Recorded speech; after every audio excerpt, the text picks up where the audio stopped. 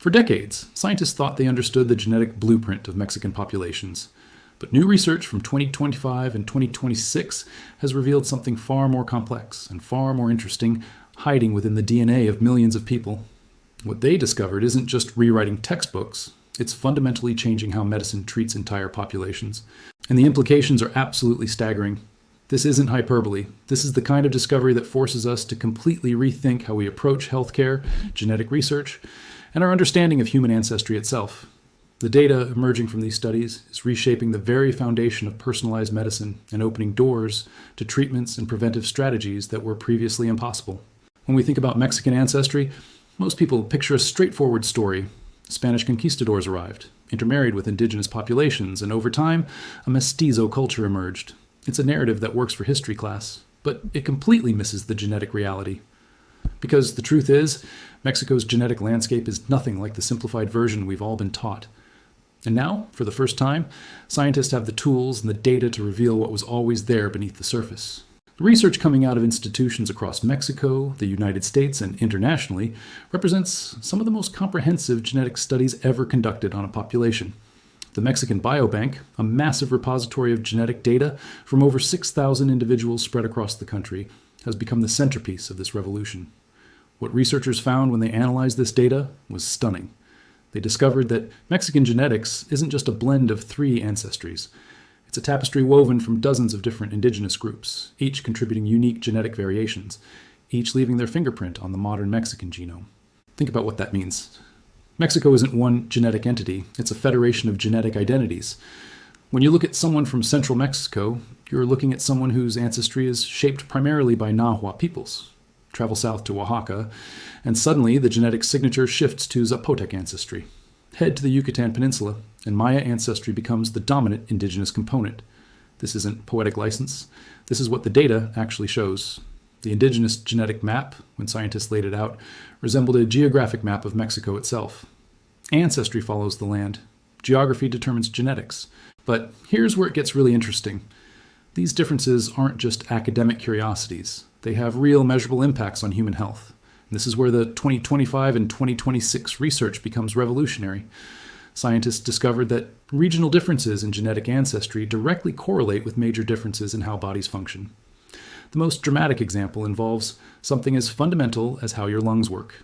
Researchers found a striking disparity in lung capacity between mestizo individuals with Western indigenous Mexican ancestry and those with Eastern ancestry. The difference was so significant that when 2 equally healthy people of the same age took a lung capacity test, a person from Western Mexico could appear to be a full decade younger than someone from the Yucatan Peninsula. 1 decade. That's not a small variation. That's clinically significant. That's the kind of difference that could mean the distinction between a normal diagnosis and a false alarm for lung disease. This discovery led researchers down a path that completely changed how they think about genetic health. If ancestry shapes something as fundamental as lung function, what else might it influence? The answer turned out to be almost everything. They started looking at drug metabolism, how your body breaks down medications, how your genetic makeup determines whether a drug will work perfectly for you or potentially harm you. And what they found was that these variations exist at a level far more granular than previously understood. The Mexican Biobank researchers analyzed thousands of genetic variants across their study population. They looked at specific genes that control how bodies metabolize drugs, genes that influence cholesterol levels, genes that affect everything from blood volume to insulin sensitivity. And in every category, they found ancestry-specific patterns. These weren't variations between Europeans and Africans and indigenous populations. These were variations within the Mexican population itself, based on which specific indigenous group your ancestors belonged to, based on your regional ancestry, based on genetic patterns that had remained hidden for centuries. One of the most striking examples involves fentanyl metabolism. Fentanyl is one of the most powerful pain medications we have. It's crucial for cancer patients, for people recovering from surgery, for managing severe chronic pain. But fentanyl is also incredibly dangerous if dosing isn't precise. Too little and the patient suffers. Too much and you risk respiratory depression, addiction, overdose, and death. For decades, doctors have been prescribing fentanyl based on body weight and general clinical guidelines, but those guidelines were developed primarily from studies on European populations. They don't account for genetic variation in how different people metabolize the drug. The Mexican Biobank researchers found specific genetic variants affecting fentanyl metabolism that are much more common in certain regions of Mexico than in European populations. This means that a dosing strategy that works perfectly for someone of European descent might be dangerous for someone whose ancestry is primarily indigenous Mexican, particularly if they trace their lineage to specific regions. The implications are enormous. If a doctor knows a patient's specific genetic ancestry, they could adjust medication dosing accordingly. They could prevent overdoses. They could ensure that pain management is actually effective instead of either insufficient or dangerous. And fentanyl is just one example. The research team found similar patterns with statin metabolism. Statins are among the most commonly prescribed medications in the world. They're used to lower cholesterol and reduce heart disease risk, but genetic variation affects how efficiently your body metabolizes these drugs. Some people need much higher doses to achieve the same effect. Others need lower doses or risk side effects. The researchers identified specific variants that are more common in particular Mexican populations, variants that could help doctors fine-tune statin prescriptions for individual patients based on their genetic ancestry. But the discoveries go far beyond drug metabolism. The research revealed that genetic ancestry influences susceptibility to multiple diseases, diabetes, for instance. Type 2 diabetes is a massive health burden in Mexico. It's one of the leading causes of death and disability. The researchers found that genetic predisposition to diabetes varies significantly based on ancestry. Some genetic variants that increase diabetes risk are more common in populations with certain indigenous ancestries. Understanding this variation could help doctors identify which patients are highest risk and intervene earlier with lifestyle changes or preventive medications. Cardiovascular disease shows similar patterns. Researchers discovered variants affecting blood volume and heart function that appear at higher frequencies in some Mexican populations than others. These variants can indicate increased risk for heart failure, kidney problems, and liver disease. Again, this information could allow doctors to stratify risk more accurately, to identify patients who need aggressive prevention strategies, to catch problems early when intervention is most effective. The research team published their findings in major peer-reviewed journals, the American Journal of Human Biology, medical journals, at the National Institutes of Health. The work was presented at international conferences, including the American Society of Human Genetics meeting in October 2025, and the response from the scientific community was extraordinary. Researchers from other institutions began validating these findings. Population geneticists started examining similar patterns in other Latin American populations. Because if this pattern held true in Mexico, it likely held true throughout Latin America. The promise was always just out of reach, always dependent on factors beyond the practitioner's control, always suggesting that failure was simply the result of insufficient patience or imperfect technique. The Islamic scholars who originally preserved these texts understood their nature differently than the Europeans who later adopted them. In the Islamic intellectual tradition, alchemy was understood as both a material and spiritual discipline. Creating the philosopher's stone involved not just chemical operations, but spiritual transformation. The practitioner had to purify themselves morally and spiritually while simultaneously performing the laboratory work. It was a complete philosophy of human development, not merely a recipe for wealth or immortality. The text attributed to Balanas, a 9th century Islamic scholar, explicitly states that the Emerald Tablet contains instructions for becoming conscious of the divine, for developing awareness beyond death. The Book of Breathings, supposedly one of the scrolls associated with the teachings, provided instruction on how to develop consciousness in such a way that it could survive beyond physical death. This is a spiritual achievement, not a physical one, though the metaphorical language makes the distinction deliberately ambiguous. The European alchemists, however, were often looking for something far more literal. They wanted to actually turn lead into gold. They wanted to actually achieve physical immortality. They wanted tangible results that they could measure, observe, and profit from. This created a fundamental misunderstanding of what they were studying. They were reading spiritual and philosophical texts through the lens of material ambition. They were seeking literal instructions in texts that operated through layers of metaphor and symbol. And yet, this misunderstanding produced something remarkable. It drove them to experiment, to develop new laboratory techniques, to systematize the study of matter and its transformations. In failing to create the philosopher's stone, they created modern chemistry. The concept of the philosopher's stone itself deserves examination. In alchemical thought, it represented the perfected form of matter, the final result of the great work. It was described as having the color of blood, appearing like rubies or garnets. It was supposed to be an incredibly small substance, a single grain of which could transmute thousands of times its weight in base metal. It could heal all diseases. It could grant immortality. It was the end product of a series of operations performed on matter, operations that had both physical and spiritual dimensions. But the philosopher's stone also represented something intangible, the perfected consciousness, the enlightened mind, the soul that had achieved unity with the divine. In the alchemical framework, making gold was never just about making gold. Transmuting lead into gold was a metaphor for transmuting the base human consciousness into something refined, perfected, divine. This philosophical sophistication is often lost in modern interpretations of alchemy.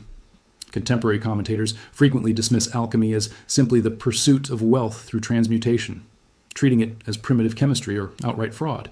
Yet the alchemical texts themselves consistently suggest that the material operations were secondary to the spiritual transformation. The Emerald Tablet's cryptic lines about the working of the sun, the references to sun and moon operating together, the emphasis on separation and recombination of elements, these all point toward a comprehensive philosophy of transformation that encompasses the physical, psychological, and spiritual dimensions of human existence simultaneously. One alchemist is reported to have used his own urine in his experiments and ended up with a glowing substance that he believed possessed life force, which he subsequently sold. Whether this story is true or merely illustrative, it captures the desperation and the genuine experimentation that drove the alchemical pursuit. By the Renaissance, the European fascination with the Emerald Tablet and the Philosopher's Stone had become well established. The 1541 Nuremberg edition of Chrysogonus Polydorus's work on alchemy, which included an influential version of the Emerald Tablet, became the standard reference text for centuries. This was the version that circulated most widely, the one that shaped subsequent interpretation, the one that most educated Europeans encountered, if they encountered any version at all. The 1541 date is significant because it places the text firmly in the early modern period, centuries after the original Arabic preservation, and nearly 5 centuries removed from even the medieval Islamic origins. By this point, the text had been copied, translated, interpreted, and reinterpreted so many times that the line between original content and accumulated commentary had become hopelessly blurred. Yet despite this extreme distance from any genuine ancient source, the Emerald Tablet maintained its reputation as ancient wisdom. This is the persistent deception at the heart of our story. As the centuries passed and scholarship advanced, scholars had ample opportunity to acknowledge that the tablet was medieval, not ancient. They could have been honest about the dating. They could have corrected the record. Instead, the myth of its antiquity only grew stronger. Books were written claiming to decode the Emerald Tablet's messages about the structure of the universe. Occultists incorporated it into their systems. Esotericists built entire cosmologies around its supposed ancient teachings. The deception became self-perpetuating. Each generation that accepted the ancient dating passed it on to the next generation, and the false premise became accepted as established fact. The modern era has not fundamentally changed this dynamic, despite our much greater capacity for historical research and verification. The Emerald Tablet continues to circulate in contemporary spirituality, in New Age movements, in occult circles, and in esoteric traditions. So the phrase, "as above, so below," has become perhaps more popular than ever, appearing in books about the law of attraction, in discussions of manifestation, in contemporary spiritual teaching. Most people who encounter this phrase have no idea of its origins. They do not know that it comes from a medieval Islamic text. They do not know that the original Arabic means something subtly different than the Latin version. They do not know that the entire concept is not ancient Egyptian wisdom, but medieval philosophical thought. They simply accept it as one of the mystical principles of the universe, passed down from antiquity, verified by time and tradition. The irony is profound. We have created an elaborate mythology around a text that is itself composed of layers of mythology. We have built a narrative about the ancient past on foundations of medieval interpretation. We have attributed timeless wisdom to sources that never existed. We have searched for physical artifacts that were never physical, and in doing so, we have somehow created something real, a philosophical framework that genuinely influences how people think about reality, about transformation, about the correspondences between different levels of existence. The Emerald Tablet may not be 3,000 years old. It may not contain actual instructions for creating the Philosopher's Stone. It may not be genuine ancient Egyptian wisdom, but it has become genuinely influential. It has shaped the development of Western thought. It has inspired scientific and spiritual research. It has provided a conceptual foundation for understanding the universe in ways that have proven surprisingly durable. This is the real story of the Emerald Tablet. Not the story of ancient revelation or hidden wisdom passed down from pharaohs and gods, not the story of a magical artifact waiting to be discovered, but the story of how human beings across centuries and cultures have engaged with texts and ideas, have reinterpreted them, have found meaning in them, have built their understanding of reality around them. The Emerald Tablet is ultimately not about immortality, not about transmuting. Lead into gold, not about unlocking the secrets of the universe through ancient formulas. It is about humanity's persistent belief that such things are possible, our unwillingness to accept the limitations of mortality, our drive to find meaning in existence through understanding and transformation. The text matters not because it is ancient, but because it has endured. not because it contains secrets, but because each generation believes it might contain the secrets they desperately need. The medieval Islamic scholars who first preserved these philosophical teachings did us a remarkable service, even if they were not merely preserving ancient texts, but creating new compositions, drawing on older ideas. The medieval Latin translators who brought these teachings to Europe performed acts of genuine intellectual courage, introducing their civilization to ideas that challenged existing frameworks. The European alchemists who pursued the philosopher's stone, even though they were chasing an impossible dream, advanced the science of chemistry and deepened human understanding of matter and transformation. Isaac Newton's engagement with the Emerald Tablet, despite yielding no discoveries of transmutation, demonstrated that the greatest minds in history saw value in exploring these philosophical frameworks, and the modern interpreters who continue to find meaning in as above, so below, whether they understand its origins or not, are participating in the same human endeavor that has driven civilization forward. The search for understanding, for meaning, for transformation.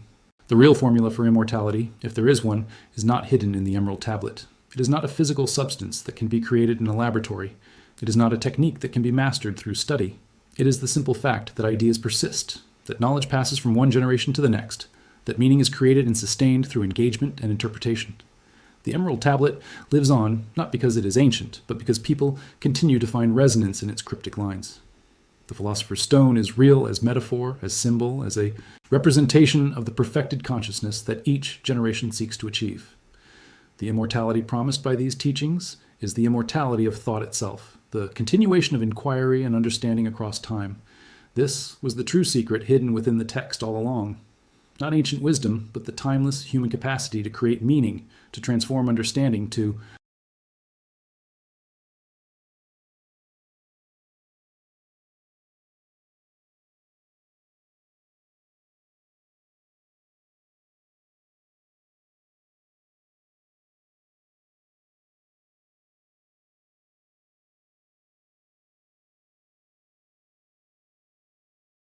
There's also tremendous value in this research for pharmaceutical development. When drug companies know that certain genetic variants affecting drug metabolism are common in Mexican populations, they can ensure that drugs are tested adequately in Mexican populations. They can develop dosing recommendations specifically calibrated to Mexican genetics. They can include Mexican populations in clinical trials from the beginning instead of as an afterthought. Better testing in diverse populations leads to safer, more effective drugs for everyone. The Mexican Biobank research also raises important questions about genetic privacy and data security. When you're storing genetic data from thousands of people, you need robust protections. You need to ensure that people understand how their data will be used. You need to prevent misuse of genetic information for discrimination or surveillance. The research team and institutions behind the Mexican Biobank have implemented strong privacy protections. But it's an ongoing challenge. As genetic technology becomes more powerful, the stakes of privacy become higher.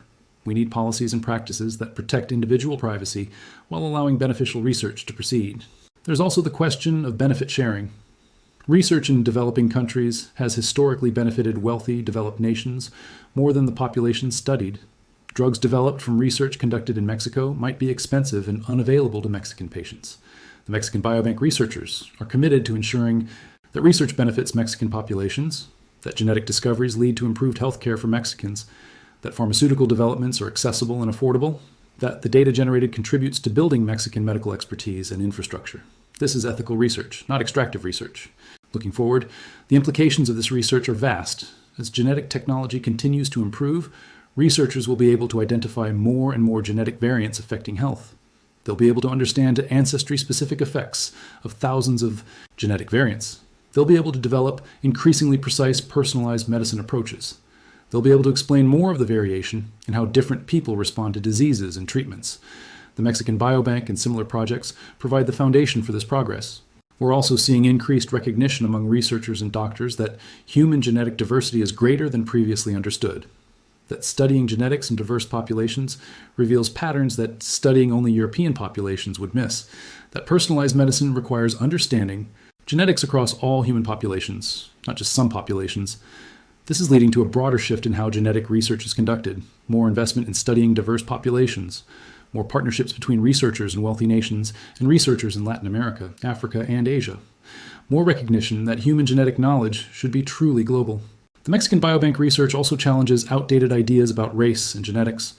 For a long time, people conflated geographic ancestry with race. They treated racial categories as if they were genetic categories. They thought that dividing humans into racial groups told you something meaningful about genetic variation. But what modern genetics shows is that genetic variation doesn't align neatly with racial categories. Someone of mixed Mexican ancestry might carry genetic variations from dozens of different indigenous groups, plus European and African ancestry. Trying to fit that into a racial category doesn't make sense. Genetic ancestry is far more complex, far more granular, far more interesting than racial categories could ever capture. This has important implications for medicine. For decades, some doctors thought it was appropriate to use race as a proxy for genetic variation in medical decision-making. They'd adjust treatment recommendations based on a patient's race. But if genetic variation within racial groups is as large as genetic variation between racial groups, then race is a terrible proxy for genetic variation. Genetic testing is much more informative. That's why the shift toward personalized medicine based on actual genetic data, rather than assumed racial categories, is so important. It's more accurate, it's more precise, it's more equitable. The Mexican Biobank research represents a model that could be replicated elsewhere. Researchers in other countries are now developing similar biobanks, efforts to create genetic databases representing African populations, South Asian populations, indigenous populations worldwide. Each adds more pieces to the puzzle of human genetic diversity. Each makes personalized medicine more feasible for more people. Each builds medical knowledge in previously understudied populations. This is how we create truly equitable medicine, not by treating everyone the same way, but by understanding our differences and adjusting treatment accordingly. Some people worry that increased focus on genetic ancestry might lead to new forms of genetic discrimination. If insurance companies know you carry variants predisposing you to diabetes, will they deny coverage or charge more? If employers know you carry variants affecting cognitive function, will they avoid hiring you? These are legitimate concerns. We've seen discrimination based on genetic information before. We need strong laws and ethical guidelines protecting people from genetic discrimination. We need to ensure that genetic knowledge is used to help people, not to harm them. That's why, alongside the scientific research, we need robust policy discussions about how genetic information should and shouldn't be used. The research also makes clear that genetics isn't destiny. Carrying a genetic variant predisposing you to diabetes doesn't mean you'll definitely develop diabetes. It means your risk is elevated, but you can reduce that risk through diet, exercise, weight management, and other lifestyle factors. Genetics loads the gun, but environment pulls the trigger, as scientists like to say. Understanding your genetic risk factors is valuable because it can motivate you to take preventive action. But it's not a crystal ball predicting your future. It's information that can help you make better health decisions. What makes the 2025 and 2026 research on Mexican genetics so important is that it finally provides detailed genetic data on a population that has been largely absent from genetic research. It reveals complexity that previous simplified models missed. It demonstrates that treating personalized medicine requires understanding ancestry at a very granular level. It shows that geographic and cultural boundaries often correlate with genetic boundaries. And it provides a foundation for better health care for Mexican populations. This isn't shocking news in the sense of overthrowing everything we knew. It's a revolution in the sense of revealing something hidden, of making visible what was always there but nobody had looked closely enough to see. For decades, scientists thought they understood Mexican genetics, but they were looking at the image through frosted glass. This research clears the glass. Finally, we can see clearly. The practical implications are already manifesting in healthcare settings. Doctors are ordering genetic ancestry testing for patients of Mexican descent. They're using research findings to adjust medication recommendations and counsel patients about genetic risk factors. Pharmaceutical companies are including Mexican populations in clinical trials from early stages. Hospitals are developing training programs to help clinicians interpret genetic ancestry data. This research opens new avenues for understanding disease mechanisms. When researchers find genetic variants associated with disease risk in specific populations, they can investigate the mechanisms. What does the variant do molecularly? How does it interact with environment? What drugs could target this pathway? Understanding disease mechanisms leads to truly effective treatments that address root causes rather than managing symptoms. The research also provides opportunities for indigenous communities in Mexico to reclaim agency over genetic studies. Historically, indigenous communities were studied by outside researchers who extracted data and left. Knowledge developed in those communities benefited wealthy nations and pharmaceutical companies, but not the communities themselves. The Mexican Biobank and subsequent research projects are changing this model. Indigenous communities are participating as partners in research. They have input on what questions are studied. They benefit from findings through improved healthcare. They build local scientific capacity.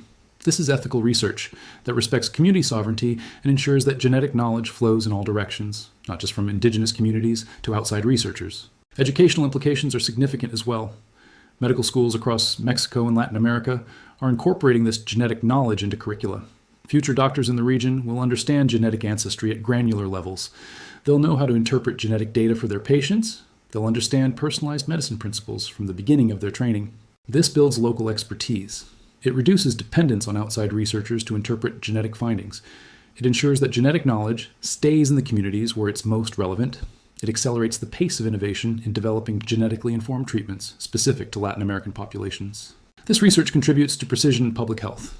Traditional public health implements population-level interventions, but genetic understanding enables more targeted approaches. Prevention programs can focus on regions with genetic predisposition to specific diseases. Educational campaigns can be tailored to communities with different genetic risk profiles. Healthcare resources can be allocated based on understanding genetic and environmental contributions to disease.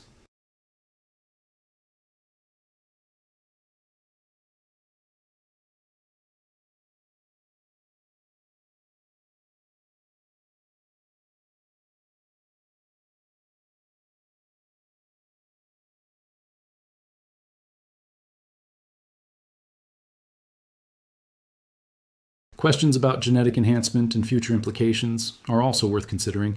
As we understand which genetic variants contribute to different traits and abilities, some people wonder whether we should use genetic technology to enhance people. Should we select embryos for genetic variants associated with intelligence, with athleticism, with disease resistance? The ethical questions are profound and complex. Most scientists believe we should focus on preventing disease, not enhancing normal variation, but the technology is advancing rapidly. Having detailed genetic data from diverse populations ensures that any future enhancement discussions will include perspectives from all human groups, not just some groups. It prevents the dangerous situation where genetic knowledge accumulated in some populations is used to enhance others, while the original populations are left behind. The discovery also raises questions about genetic determinism and free will. If our genetics predispose us toward certain health outcomes, how much control do we actually have over our futures? The honest answer is that genetics matters, but it's not destiny. Every genetic predisposition can be modified by environmental factors. Someone with high genetic risk for diabetes can prevent diabetes through lifestyle changes. Someone with high genetic risk for heart disease can dramatically reduce their risk through exercise and diet. Genes set the stage, but behavior and environment determine the outcome. Understanding your genetic risk is valuable precisely because it can motivate you to make better choices. It gives you concrete information about which areas of health you should focus on. It's empowering, not limiting. The Mexican genetics research also illuminates the concept of biological adaptation. Over thousands of years, indigenous Mexican populations adapted to their environments.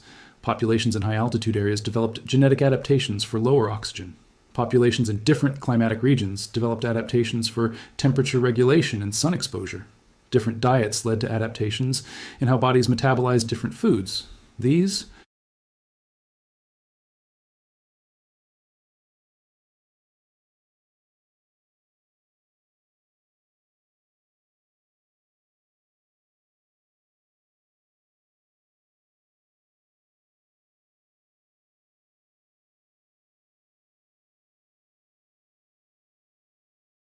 Finally, this research points toward a future where precision medicine is accessible and equitable, where doctors worldwide have detailed genetic information for understanding patients from all backgrounds, where treatments are developed and tested in diverse populations, where healthcare is tailored to individual genetic makeup regardless of geographic location or economic status, where genetic knowledge is shared globally and belongs to all humanity.